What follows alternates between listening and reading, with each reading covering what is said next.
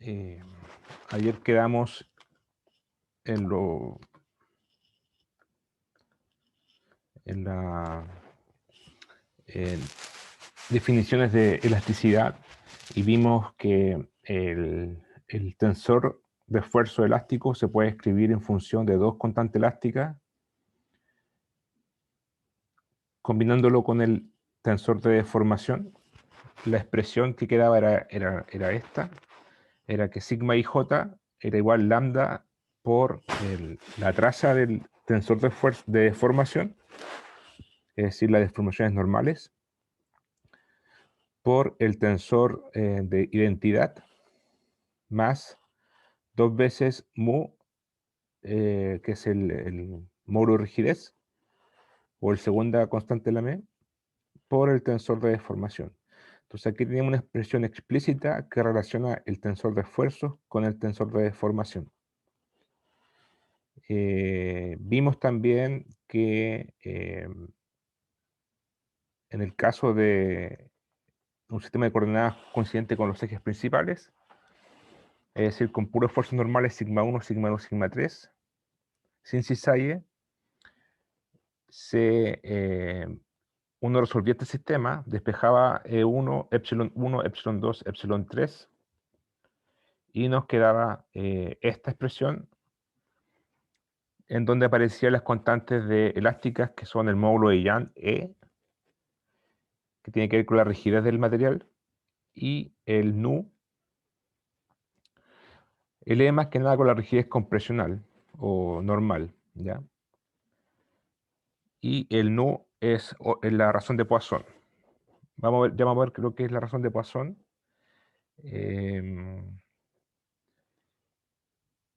Vimos lo que era el módulo de Young también.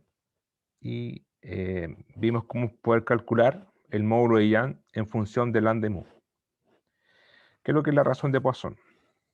La razón de Poisson es, bueno, ahí es la razón entre la deformación longitudinal en sentido perpendicular a la fuerza aplicada y la deformación longitudinal en la dirección de la fuerza aplicada. ¿Qué significa eso? Significa que si yo tengo un material originalmente como este rectángulo, ¿ya? Yo lo presiono arriba y abajo, ¿qué va a pasar? Se va a anchar hacia los costados y se va a angostar en el sentido vertical. Entonces podemos decir que en el sentido paralelo a la fuerza se acortó y en el sentido perpendicular a la fuerza se alargó. Supongamos que el largo inicial era L y el ancho inicial era D. ¿Ya? Este largo inicial D y el largo inicial L. Si yo hago este esfuerzo, va a deformarse. Entonces de ese L pasó a un L más delta L, en donde el delta L va a ser negativo porque se va a cortar, ¿cierto? Y el ancho, que era D, pasó a ser de un D a un D más delta D, entonces delta D va a ser positivo, porque se alargó. Entonces la razón de Poisson se define así. Se define como nu igual a menos delta D sobre D dividido por delta L sobre L. Delta D sobre D, en el sentido del X, sería epsilon X, ¿cierto? Sería la eh, deformación longitudinal a lo largo del eje X. Y el delta L sobre L sería la deformación en el eje Y, epsilon y. Entonces, nu es igual a menos epsilon X, epsilon XX dividido por epsilon y. Entonces, en otras palabras, si yo aplico un esfuerzo, sería la razón entre lo que se deforma en el sentido perpendicular dividido por lo que se demoda en el sentido paralelo, así. Eso es nu. ¿Y por qué va con signo negativo? Porque si una se comprime, la otra se extiende. Entonces tiene los signos cambiados y para que sea positivo el nu, se le pone un menos. De esa cosa con el menos queda siempre positivo toda esta cantidad.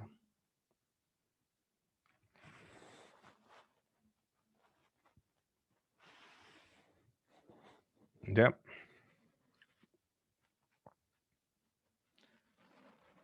El rango de las rocas se encuentra entre un rango bien acotado, entre 0,1 y 0,6. ¿Ya? 0,1 y 0,6.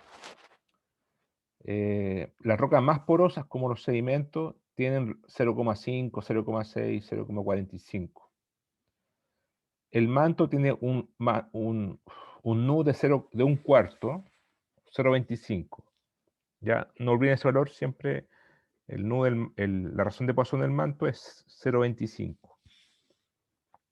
Eso significa que una roca del manto, yo aplico una fuerza de esta forma y lo que se deforma en la vertical es 4 veces más de lo que se deforma.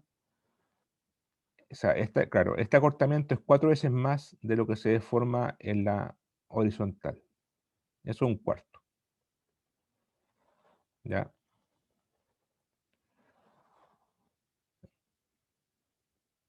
Ahora casi todas las rocas están, el gabbro está en 0,28, 0,3, ya es bastante pequeño, bastante acotado el rango. Casos particulares, si un cuerpo es incompresible, ¿qué significa que sea incompresible un cuerpo? Significa que no se puede comprimir, el nombre lo dice. Por ejemplo, si yo tengo, si usted tiene una plasticina, ustedes la pueden comprimir, la pueden hacer como más, bueno, plasticina no es un buen ejemplo. Si usted tiene una roca, ustedes la pueden comprimir, ¿cierto? Ustedes aplican presión hidrostática y se va a compactar y se va a comprimir. Entonces, esa sí es compresible. ¿Qué material se imagina usted que no es compresible?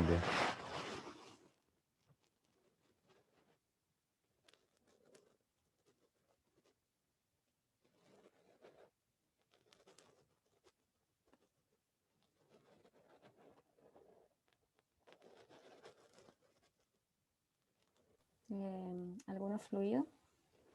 Algunos fluidos, ¿cierto? Ujú. ¿Otro más?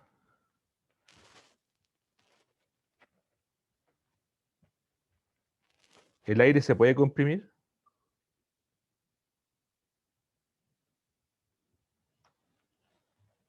Si usted tiene una bolsa con aire y la comprimen, ¿qué pasa?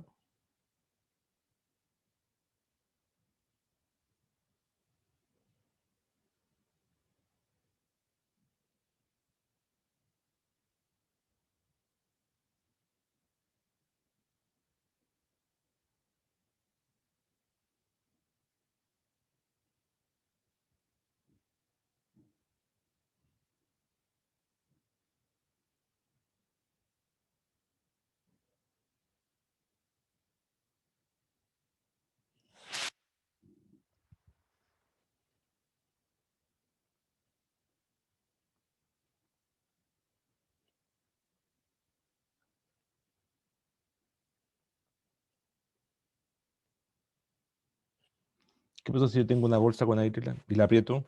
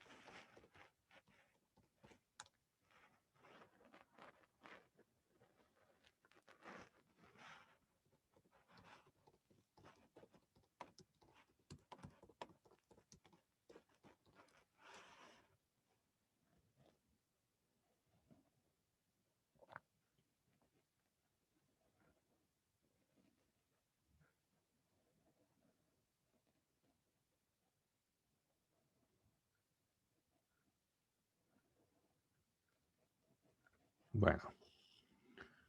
¿Nunca han hecho eso?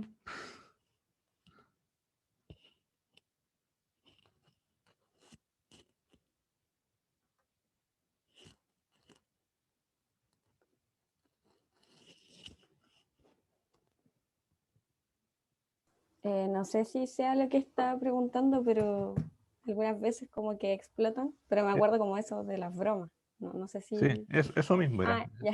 Justamente era eso. Me parecía raro que nadie lo había hecho cuando niño, pero uno agarra una bolsa, claro, y la aprieta y se explota. ¿Y por qué explota? Porque no se puede comprimir. Se descomprime, se escapa el aire. Ese es otro ejemplo de un material incompresible. En esos casos, decimos que la dilatación volumétrica es cero. ¿Ya? Dilatación volumétrica es cero. Porque no se puede comprimir o descomprimir, o dilatar, digamos. Entonces, cuando es cero, tenemos que la traza del tensor de deformación es cero y tenemos que epsilon xx es menos la diferencia de los otros dos.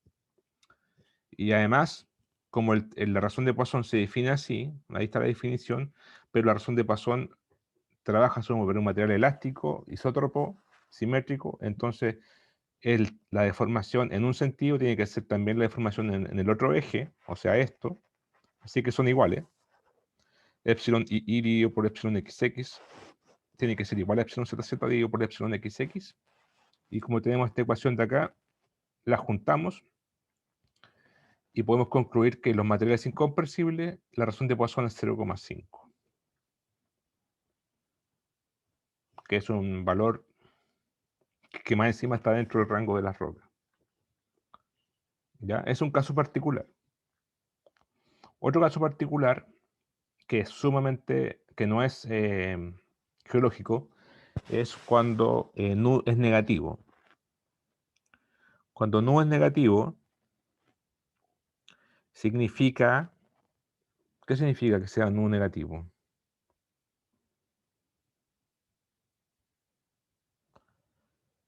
Significa que cuando yo comprimí aquí, en vez de extenderse acá, se angostó. Eso significa que sea negativo.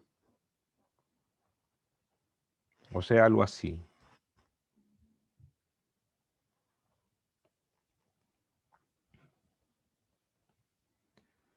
Algo así.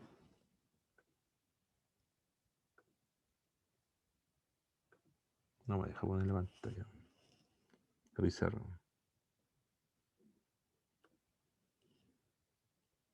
Mm, mm, mm.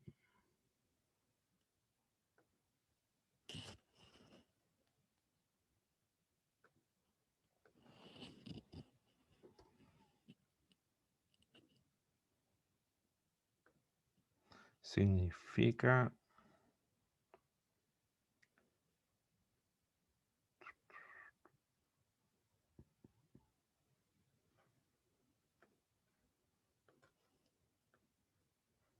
Significa que si tengo un material así, así, y lo comprimo, un material auxético va a ser esto.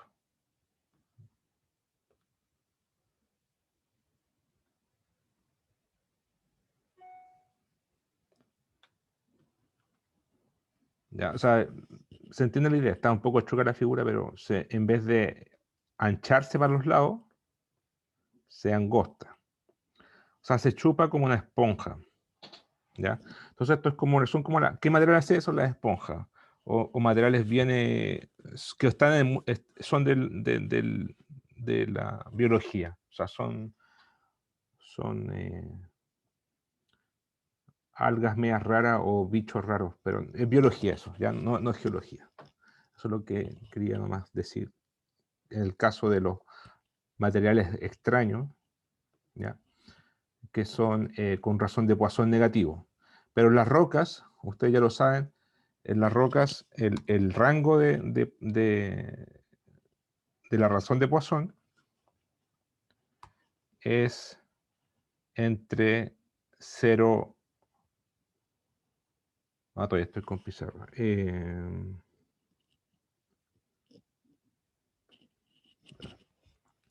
Está entre 0,1 y 0,6, ¿cierto? Ese es el rango de las rocas. Y no, más que eso no hay. Mayor que esos valores no hay. ¿Ya? ¿Alguna pregunta hasta ahora? Entonces,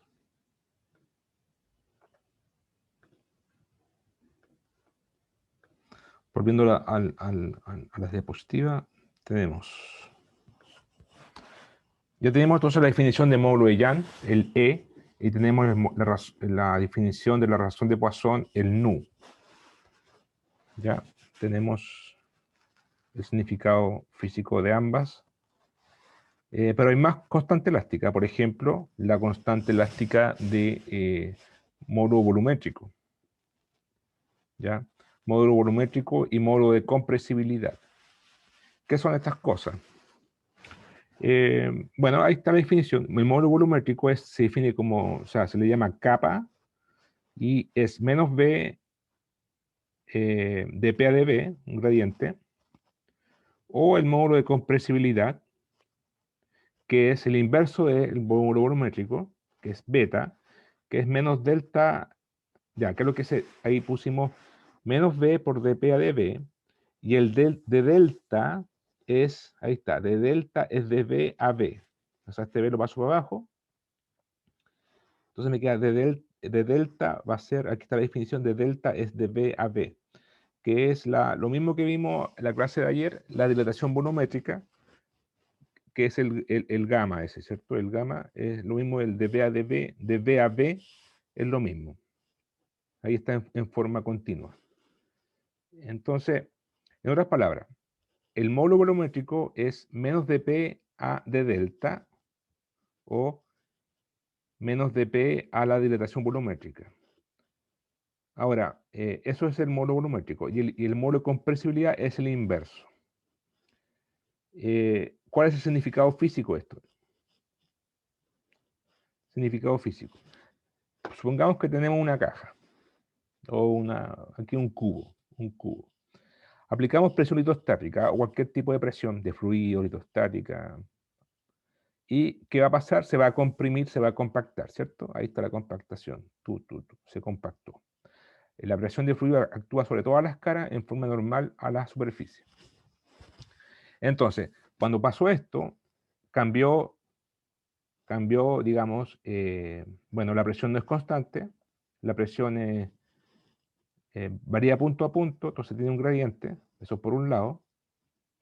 Y por otro lado, la presión hizo que se achicara el volumen, ¿cierto? O sea, hay una variación de volumen. Entonces, ¿qué es lo que es el módulo volumétrico? Es menos dP a, bueno, menos B por dP a dB.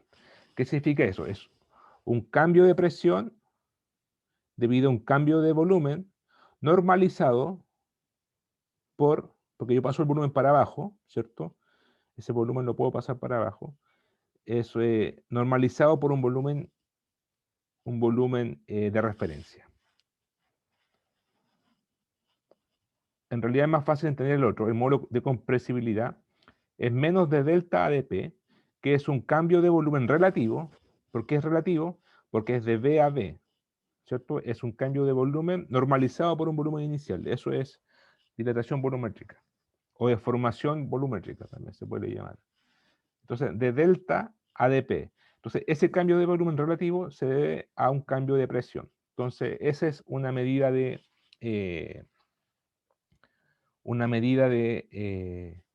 un parámetro elástico, una constante elástica que mide cuánto se deforma un material, cuánto cambia, eso significa, cuánto cambia su volumen relativo debido a un cambio de presión.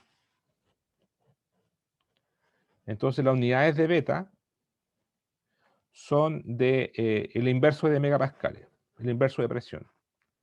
O el módulo volumétrico tiene unidades de presión. ¿Ya? Entonces significa cuánto cambia mi volumen relativo, y el volumen relativo del material se mide un cambio de presión. Si cambia mucho, significa que tiene un gran módulo volumétrico. Si cambia mucho su volumen, cambia mucho su volumen volumétrico, tiene un gran capa, cambia mucho su volumen por un cambio de presión referencial. ¿Ya? Un material rígido tendría un capa más chico.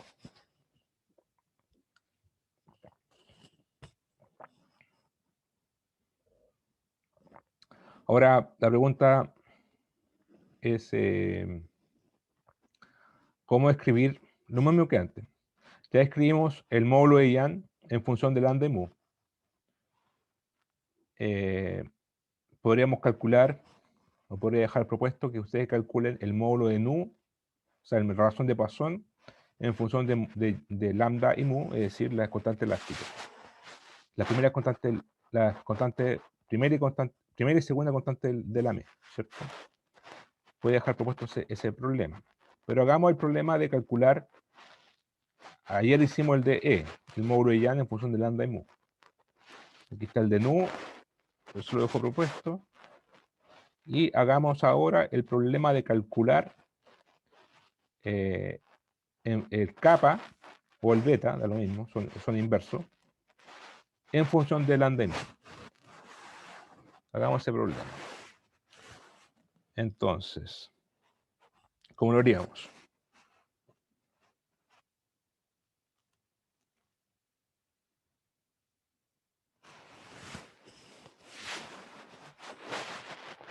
¿Cómo lo hicimos ayer? Lo hicimos con un eje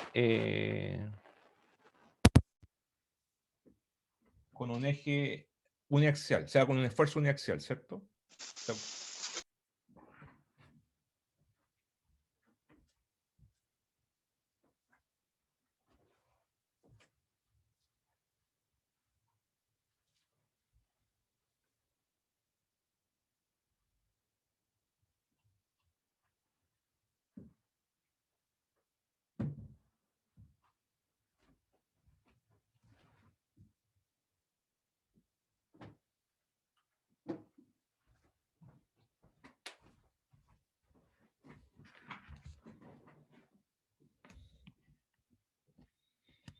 Bueno, en este caso, en vez de hacer un esfuerzo uniaxial, dada la figura nos guía, tendríamos que aplicar un esfuerzo isotrópico, como se muestra acá, que sería un sigma IJ con presión, de presión isotrópico, o sea, sería sigma IJ menos P delta IJ, con P positivo y con menos P porque apunta hacia adentro. ¿Ya? Este esfuerzo que está aquí, este tensor de esfuerzo, es lo que representa esta figura. Esta. Actúa sobre todas las caras en forma normal y vale esta cantidad. Entonces, en particular en el eje sigma 1, 1, en el esfuerzo normal sigma 1, 1 vale menos P, sigma 2, 2 menos P, sigma 3, 3 menos P. ¿Por qué? Porque eso es isotrópico, ¿cierto? Eso es por un lado. Por otro lado, es un material elástico. Como es un material elástico, tiene esta relación entre la deformación. Lambda, la traza del tensor de deformación, más 2 mu, en este caso 1, 1. Lo mismo para sigma 2, 2, esto es lo mismo, y aquí cambia el epsilon 2, 2. Para sigma 3, 3, esto es lo mismo, más 2 mu veces epsilon 3, 3. Y tenemos las tres ecuaciones para esta situación. Bueno, ¿qué hacemos ahora? Sumamos. Sumamos en la izquierda menos 3p. Sumamos acá, vamos a tener 3 lambda. Sabemos que la suma de este más este es 3 lambda delta, la dilatación volumétrica. Y la suma de epsilon 2 veces, o sea, 2 mu, epsilon 1, 1, epsilon 2, 2, epsilon 3, 3, es otro delta. Entonces, esto es igual a factor delta, 3 lambda más 2 mu.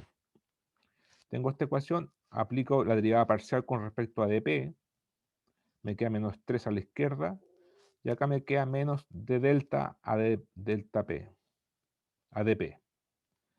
Y esto es una constante, 3 lambda más 2 mu, Y sabemos por definición que de delta de P es 1 sobre kappa. O si quieren, de delta, no le expliqué el signo negativo. El signo negativo viene de que si yo comprimo, si yo aplico una presión positiva, el volumen se achica. Entonces, si yo aumento P, el B disminuye. Entonces, tiene el sentido, la dirección cambiada. Aumento el P, el B decrece. O sea, dP es positivo y delta B es negativo. Para que sea todo positivo, le pongo un menos y de esta forma todas las constantes van a quedar positivas. ¿Ya? Por eso es el menos. Entonces aquí el beta es 1 sobre kappa, pero de delta, puedo escribirlo así como de delta de P es menos 1 sobre kappa. Por eso aquí coloco de delta de P es menos 1 sobre kappa. Tengo esta ecuación, estos signos se van. Despejo el kappa, ahí está. Kappa me queda lo que estaba buscando, lambda más 2/3 mu. ¿Ya? Entonces ahí tienen la relación entre el kappa, que es el coeficiente, el módulo volumétrico en función de lambda y mu. Beta es el inverso de ese. ¿Ya? Entonces, lambda y mu crecen con la rigidez del material. Entonces, para lambda y mu, para rocas rígidas, el kappa se hace más grande. Y el beta más chico.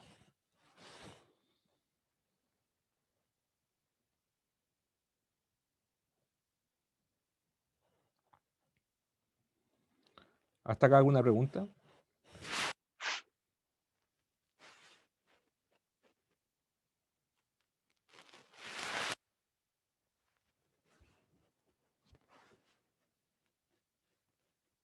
No por mi parte al menos.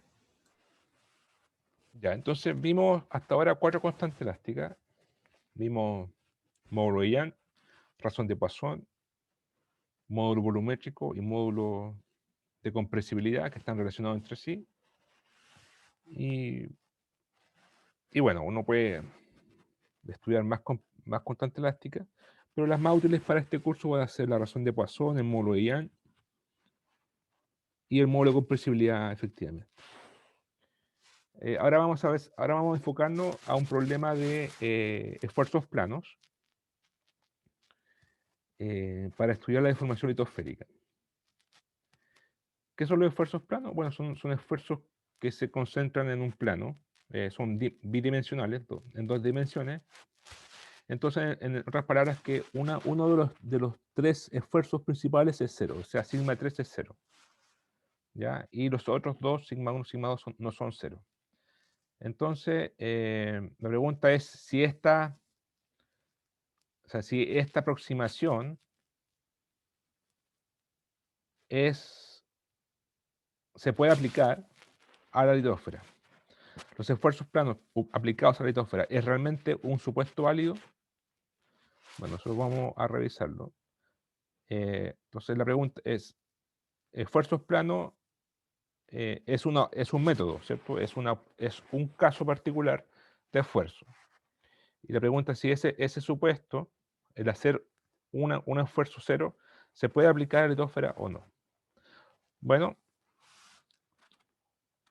si vemos los apuntes, si vemos la diapositiva 8,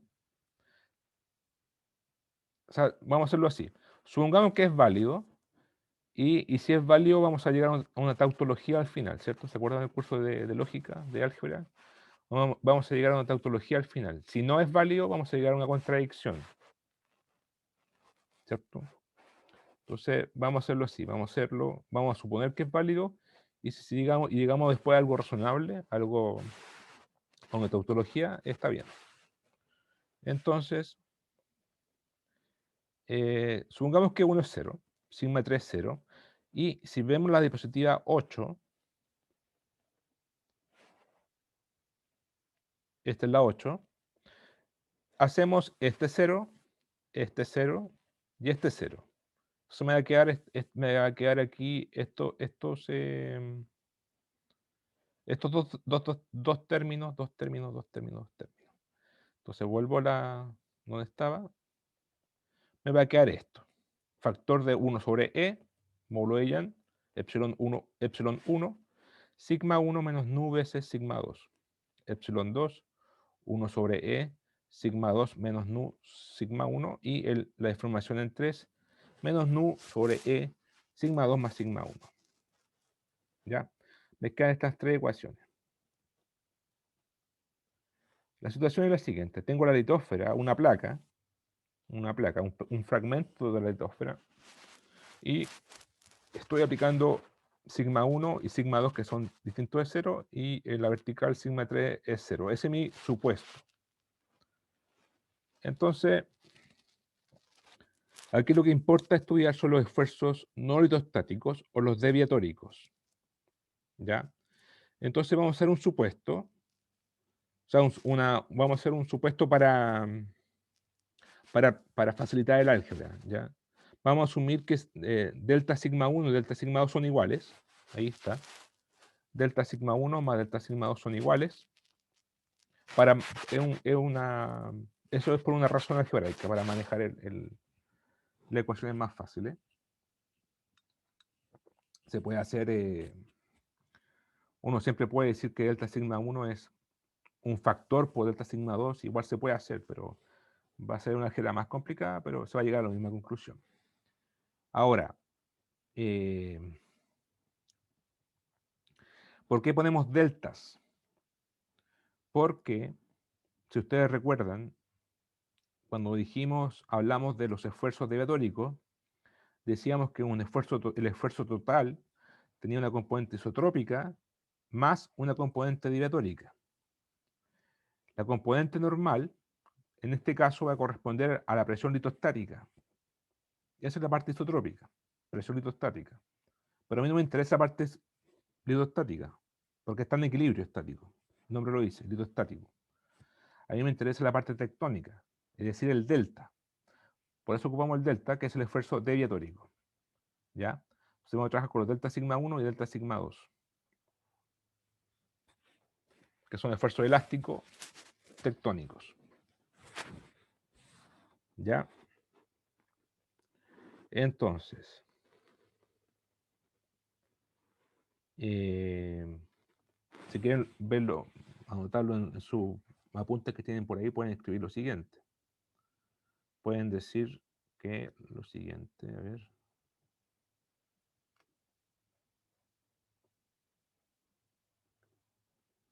Pueden escribir lo siguiente. Pueden decir que el esfuerzo total, sigma, es igual al sigma isotrópico más el delta sigma deviatórico.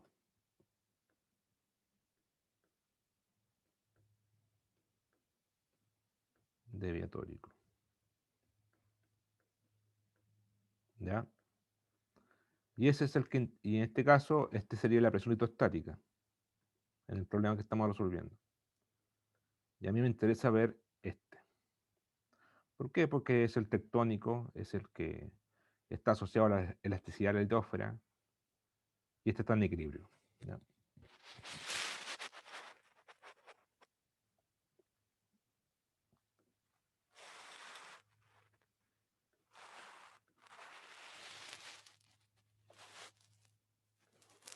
Ya, entonces,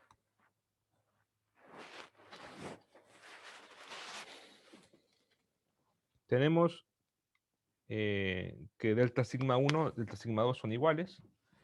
Entonces, por las ecuaciones anteriores, estas de acá, bueno, aquí yo le pego un delta, ¿cierto? Aquí yo le pego un delta, delta, delta, delta, delta. Estas ecuaciones siguen siendo válidas porque son válidas para cualquier cuerpo elástico. Entonces, por eso los deltas no hacen nada. Entonces, como delta sigma 1 igual delta sigma 2, me quedan estas ecuaciones que están aquí. Epsilon 1, epsilon 2 hacen iguales, ¿cierto? O sea, es cosa de reemplazar aquí nomás. se hacen iguales, factor delta sigma 1 por 1 menos nu. 1 menos nu, ¿cierto? Y el epsilon 3 va a ser 2 nu menos 2 nu dividido por E por delta sigma 1. ¿Ya? Así se van a reescribir las deformaciones normales. Seguimos. Bueno, ¿qué pasa si yo aplico aquí compresión en sigma 1, como se muestra en la figura, sigma 1 y sigma 2? ¿Qué le va a pasar a esta placa?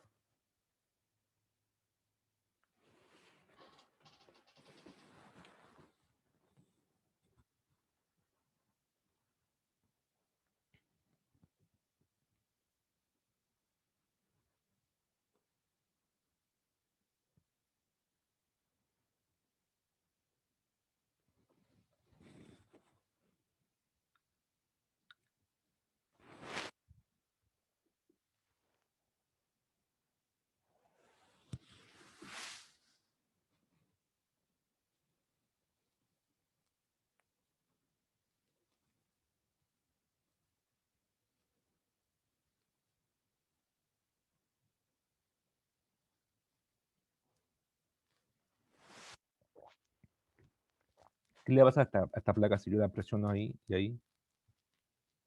Supongamos que acá está fija. Ahí está fija, está fija.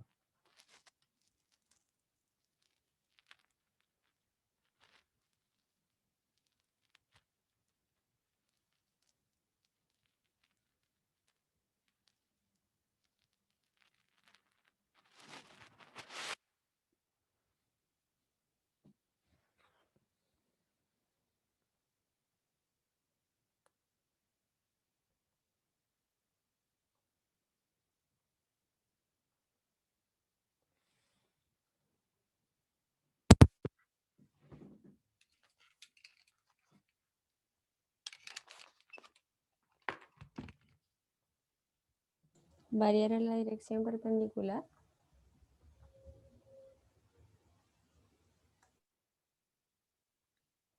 ¿Qué va a pasar en la dirección perpendicular? O sea, tendría que, no sé si variar, alzarse o no. Si ustedes presionan aquí y presionan acá, o sea, están comprimiendo por todas partes, ¿cierto?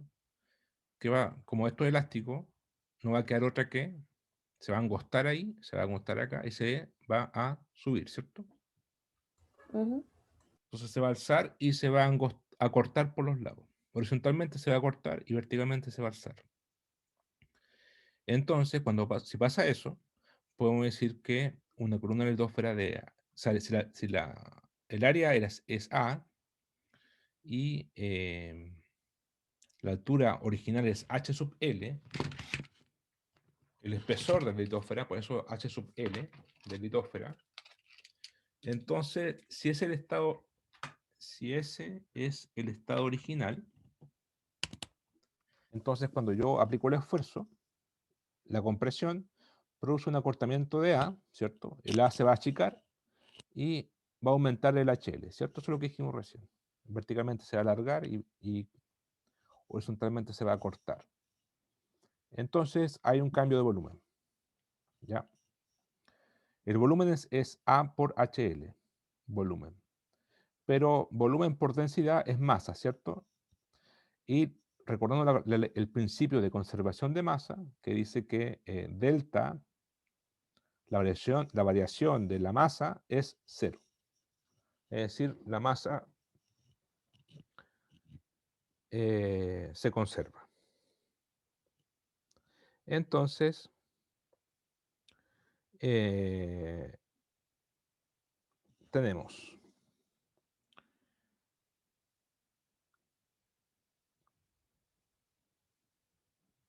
esta ecuación, ¿ya? Y por otra parte, ¿qué pasa si el HL se levanta, se aumenta? Ahí cambiamos el H. Ya no está, ahí cambiamos el equilibrio. Ahí tenemos un proceso que eh, se llama, digamos, esfuerzos dinámicos. ¿Por qué? Porque debido a la compresión, aumentamos la columna y aumentamos el espesor o el peso de la columna, ¿cierto? Porque la subimos. Entonces, ahí aparece un delta sigma 3, que sería el incremento en sigma 3 debido a una columna más alta. El sigma 3, digamos, referencial sería la presión litostática. Ahí estaba en equilibrio, no había problema. No había, pero al aumentar horizontalmente por los lados, por esfuerzos deviatóricos, tectónicos, hicimos crecer o aparecer un delta sigma 3, que es el aumento de la columna vertical. Y eso sería delta, esta sería la presión litostática, rho g HL, ese sería el sigma 3, pero como ponemos un delta porque variamos la densidad, variamos la densidad también porque hacemos compactación y variamos la altura. Entonces, esto sería el delta sigma 3.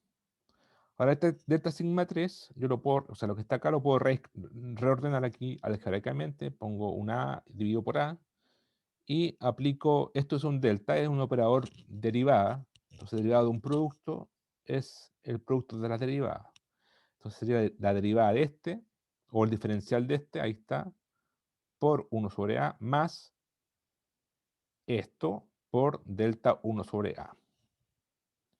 ¿Ya? Ahora, ¿cuánto vale esto?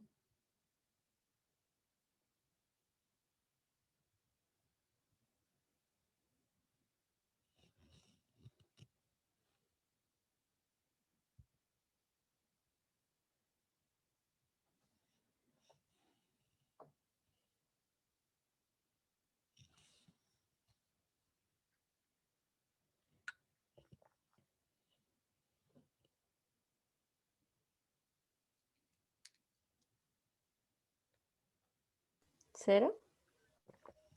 0. Por conservación de masa, pues ahí está ahí arriba. Porque el G es una constante, la paso para afuera y es esto, 0. Entonces me queda esta expresión. Ahí está, aquí reescribí lo que puse antes, ahí está. Entonces tenemos eso y eso. Por conservación de masa, el primer término es nulo. Ya, este es 0. Entonces me queda este término. Bueno, que está acá.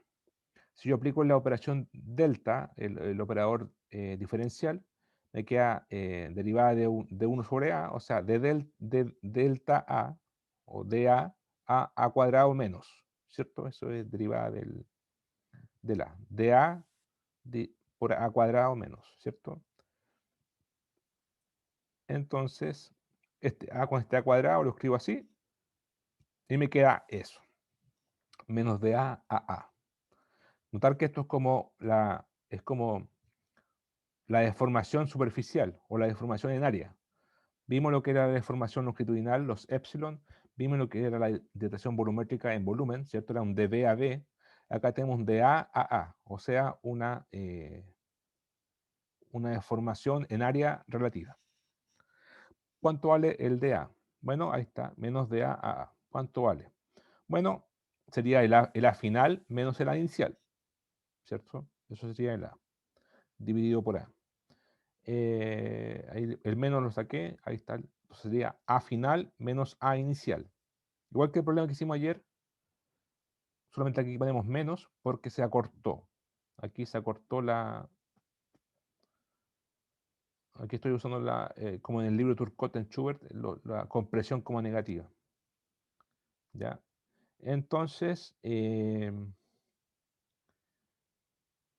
significa 1 menos epsilon x y 1 menos epsilon y? Significa que como se acortó en x y se acortó en y, el área final va a ser el largo final, pues, si queda el largo en x y el largo en y, va a ser 1 menos lo que se deformó o lo que se acortó y 1 menos lo que se acortó.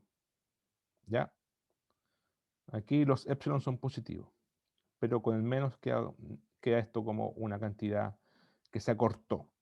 ¿Cierto? Aquí estamos diciendo que se acortó, ¿cierto? Si el área se acorta al comprimirla. Aquí esto se comprime para allá y esto se comprime para allá. Y esto sube verticalmente. Entonces,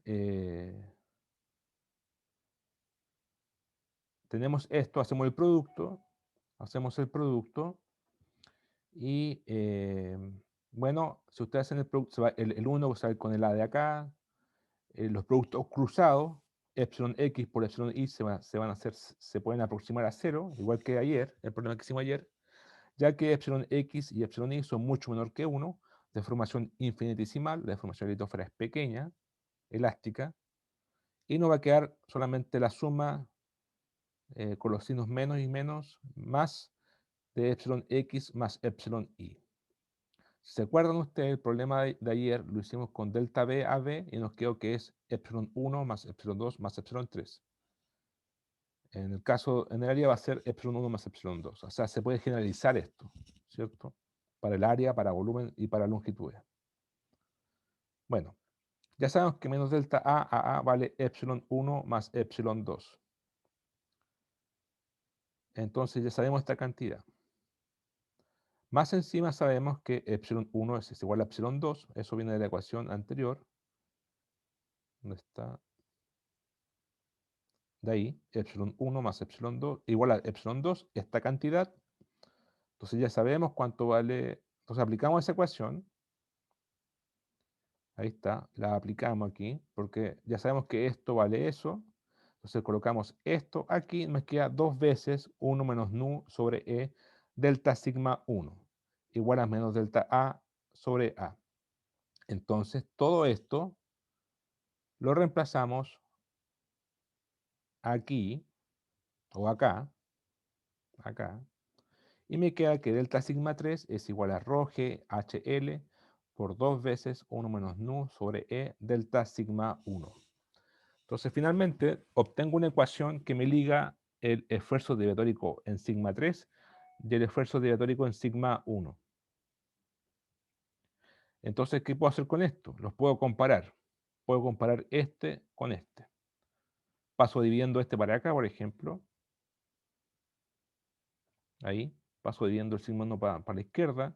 Y me queda una constante aquí. Y esta constante yo la puedo ponerle números, porque yo lo conozco, yo sé los números, porque esto es para algo real que es la litósfera. Y veamos cuánto vale. La litósfera tiene un nu del predominante promedio de 0,25. Lo mismo con el módulo de Young de E de 100 gigapascales. La densidad 3000, 3000 es un promedio, 3000 kilos por metro cúbico. Litósfera continental podría ser un poquito más alta. Ya. La densidad, o sea, la gravedad la aproximamos a 10, 9,8 metros por segundo cuadrado. Y el H sub L, que es el espesor litosférico, es 100. ¿Ya? Es 100. Ahora, ojo, el espesor litosférico es variable. Va a depender si la litósfera es joven o es vieja. Si la litósfera es joven, el espesor, litosférico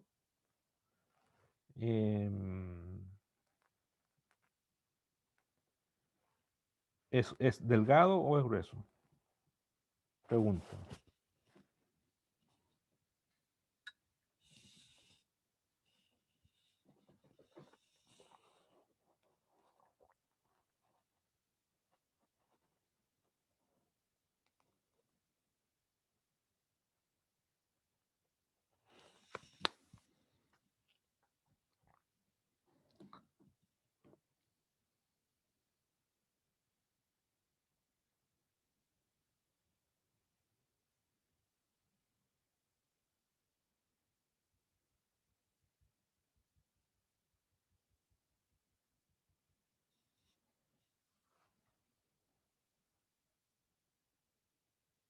Si la placa es joven, significa que están haciendo. Significa que es caliente. Y si es caliente, significa que es, bueno, el espesor litosférico es una definición mecánica y termal. El isoterma de 1300 grados Celsius define la base de la litósfera. ¿ya? Entonces una placa que es caliente va a ser más delgada. Una placa que es más vieja va a ser más fría. Y si es más fría, la isoterma caliente va a estar más profunda. Por lo tanto, va a tener un espesor, un espesor litosférico más grueso. Entonces, una placa que tiene un espesor de H sub L igual 100 kilómetros significa, significa que tiene una,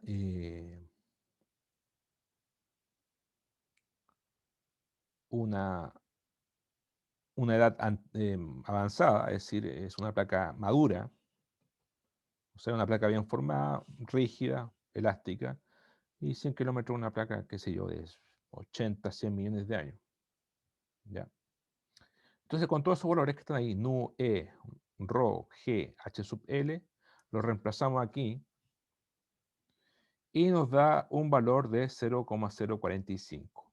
Este número significa, este número es menor que 1, bastante menor que 1, y podemos decir que sigma 3, delta sigma 3, es mucho menor que delta sigma 1. Por lo tanto, significa que delta sigma 3 es como es mucho menor que delta sigma 1, significa que es despreciable y por lo tanto podemos decir que esta aproximación, esta,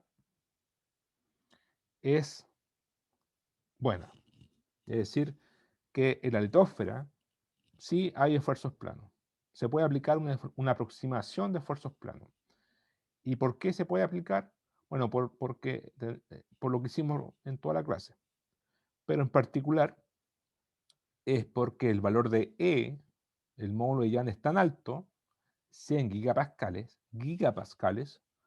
hace que esto se achique.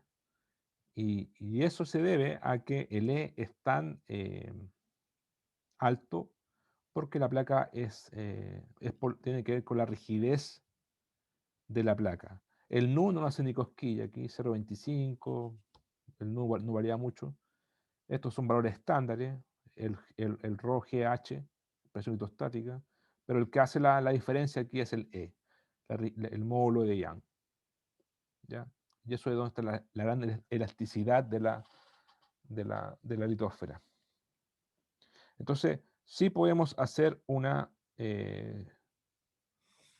aproximación de esfuerzos planos. Y eso puede facilitar muchos cálculos.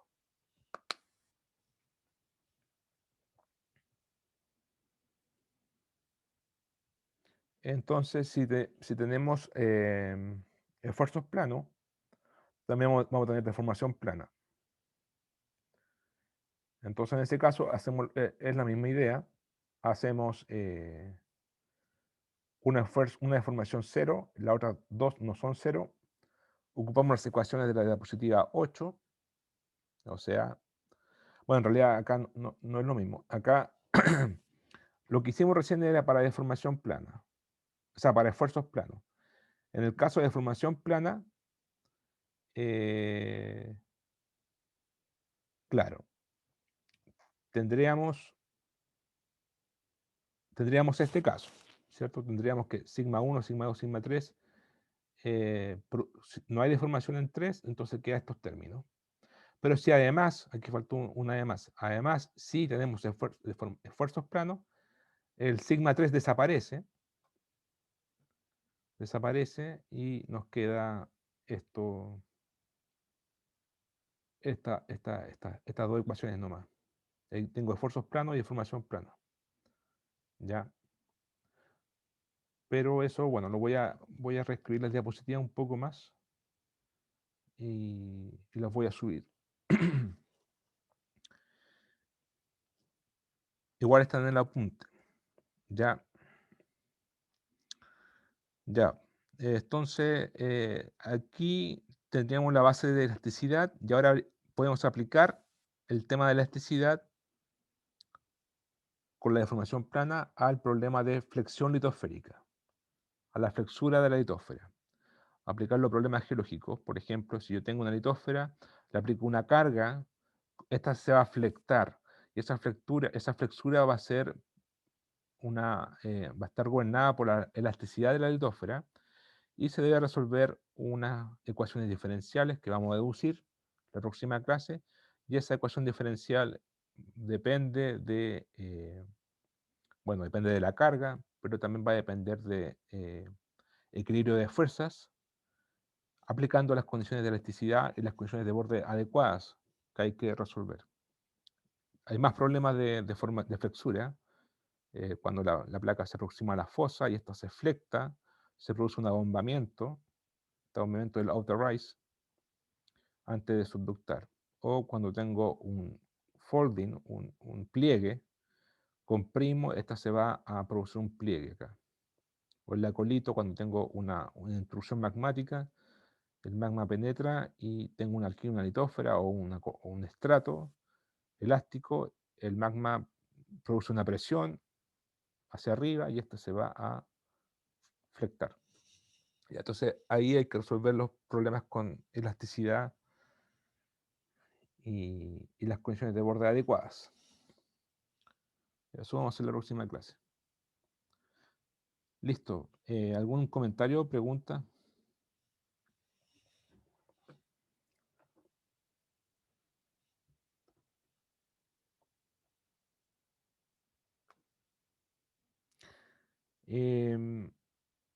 Les recomiendo leer el capítulo 1 del libro,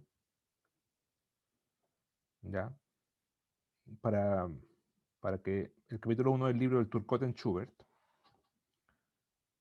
que no es corto. ¿Dónde está?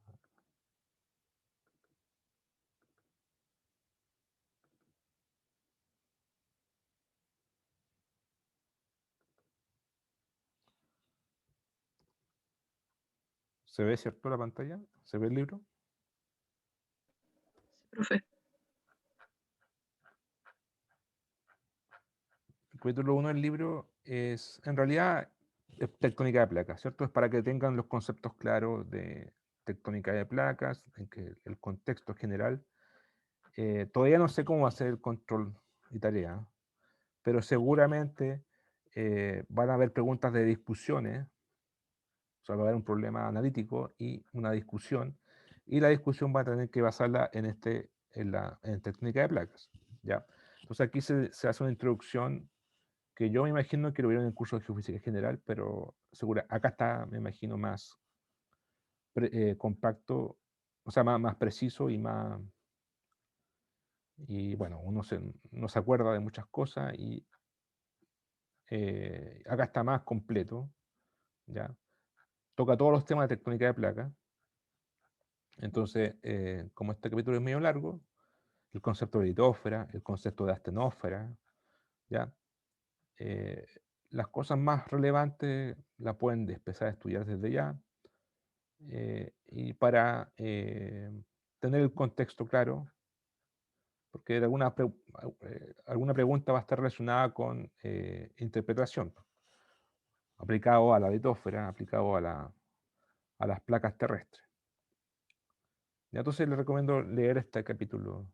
Aparte que si van a ser geofísicos, tienen que tener claro tectónica de placas y este capítulo, el capítulo 1 del Turcotte-Schubert es una muy buena referencia eh, global sobre tectónica de placas. ¿Ya?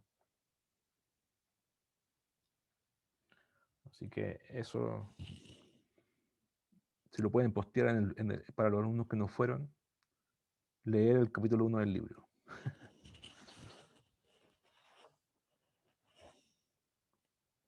Profe, Sí, y más o menos, ¿cuándo serían las evaluaciones como en fecha? Más allá de como de la sí. evaluación en sí. Se supone que el control 1 entra hasta todo lo que, o sea, desde el principio hasta flexura. Entonces podríamos hacer perfectamente un control a partir de 2 semanas más. Así que yo creo que voy a proponer, voy a trabajar en eso de aquí al martes para proponer la fecha, o sea, primero la fecha del control 1, ¿ya? Y después podemos ver la fecha del control 2. Y bueno, lo más difícil es enseñar el control 1. Pero bueno, voy a proponer, o sea, podría ser en 3 semanas más, por ejemplo. Profe, ¿y eso es flexura inclusive o antes de Sí, flexura? no, con flexura. Ah, ya. Con flexura, sí. Flexura se ve en 2 clases o en 3 clases, o 4 quizás, ¿ya? Pero yo creo que el martes podemos hablar de la fecha exacta. En todo caso, no es tan dramático como los otros cursos porque el control no va a durar 3 horas ni 24 horas, va a durar más de 24 horas, así que, o sea, no es que dure 24 horas, sino que tiene plazo más de 24 horas, así que es cosa de subir el control y usted tiene un plazo para entregarlo. ¿Ya? Pero igual podemos hablar la semana del control, si quieren, más que la fecha del control, la semana del control, la próxima clase, el martes. Ok, profe, gracias. Ya, pues. Igual en el capítulo 1. Profe, ¿Sí? creo que quizás no, o sea, por lo que le escuché quizás no estaba cachando, pero parece que la próxima semana, si no estoy mal, es receso académico, ¿no? A El ver, 5 Ah, sí, tenéis razón. a ver. ¿Y qué significa eso? ¿Que no hay ninguna clase, ni ninguna hora? ninguna clase. A ver, aquí estamos a siguiente. Ah, sí, no hay nada. Y siguiente. El 5 al 10 de El abril. siguiente 6 clases. Ah, es como la semana antiestrés. No, esto no es antiestrés. El año pasado hubieron como 2 semanas sin clases, ¿cierto? Sí, O sea, pues son 3 que creo que van a ver en el año, o sea, en el semestre. 3 semanas sin. O sea, y una es las vacaciones de invierno.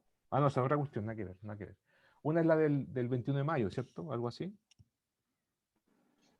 Sí, creo como, Sí, pero creo que esa la nombraron semana delta esta vez. ¿Qué incluye esa semana? No estoy muy segura. Fue como, Ya. Pero antes de la. Hace 2 años, por ejemplo, yo me acordaba que había una mitad de vacaciones de mitad de semestre, que claro. decían coincidir con el 21 de mayo y con el 18 de septiembre. Ya, esa, ahora, claro, ahora tenemos 3 semanas tipo como de esa, ¿cierto? exacto.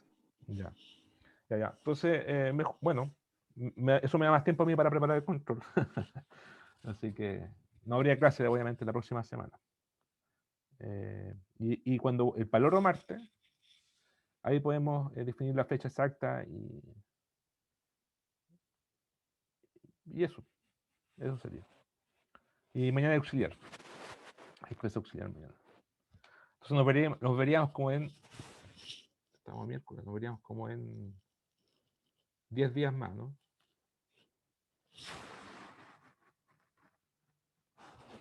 Nos veríamos para el martes.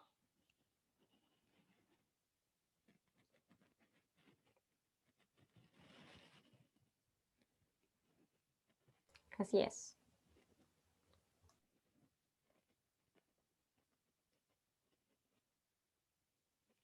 El martes. Yo no tengo el calendario acá.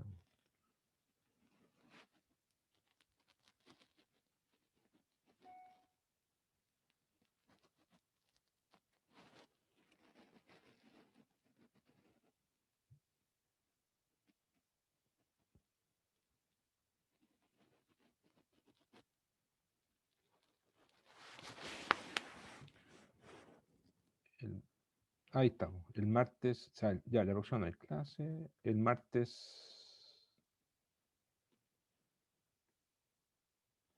13, me imagino. Martes 13. Ya. Ya, pues. Nos vemos entonces. Chao. Chao, profe, gracias. Profe. Chao, gracias, que estén bien. profe.